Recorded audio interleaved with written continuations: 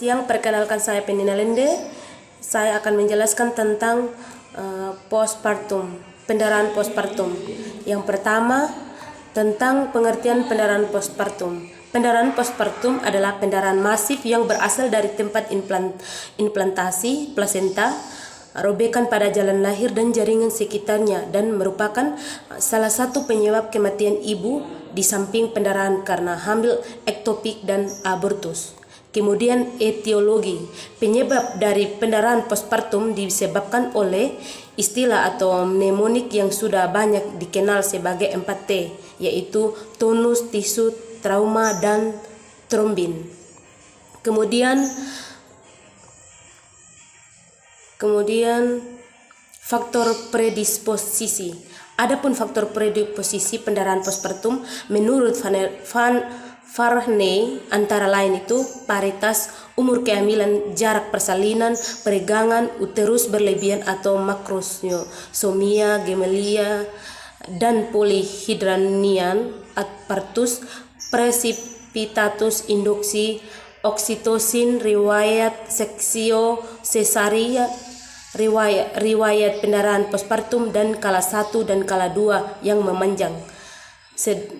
Kemudian patofisiologi. Setelah bayi lahir, ibu akan mengalami ansietasi yang dimana terdapat anggota baru pada saat postpartum. Ibu akan involusi uteri, yaitu kembalinya rahim ke semula yang mengakibatkan kontraksi uterus itu lambat sehingga terjadi atonia uteri. Setelah bayi dan plasenta lahir akan mengalami robekan pada jalan lahir yang dapat menyebabkan pendarahan dan nyeri yang timbul akan menyebabkan volume cairan itu turun sehingga ketidakefektifan perfusi perifer.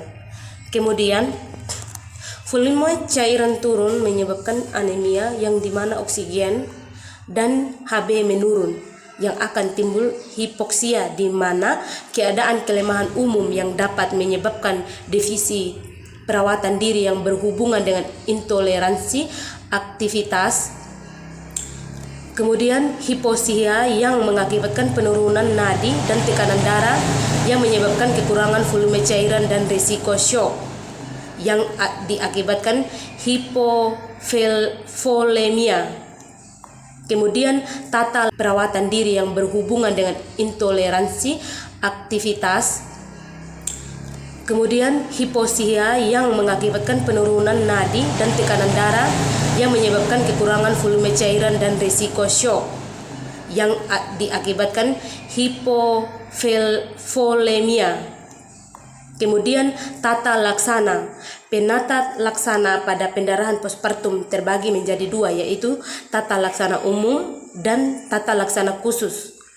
Yaitu pengertian dari tata laksana umum itu, penata laksana secara umum pada pendarahan postpartum itu meliputi yang pertama penilaian kegawat darurat, tanda-tanda shock, dan pemberian oksigen. Kemudian yang kedua memasang jalur intravena dengan menggunakan jarum besar yang ukuran 16G atau 18G untuk resusitasi.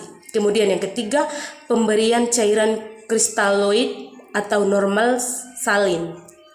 Kemudian pada pasien PPH primer dengan pendarahan aktif yang masif atau gejala hipovolemia pada PPH primer dan sekunder, itu dilakukan pemeriksaan golongan darah. Kemudian memasang kateter urin untuk memantau urin output.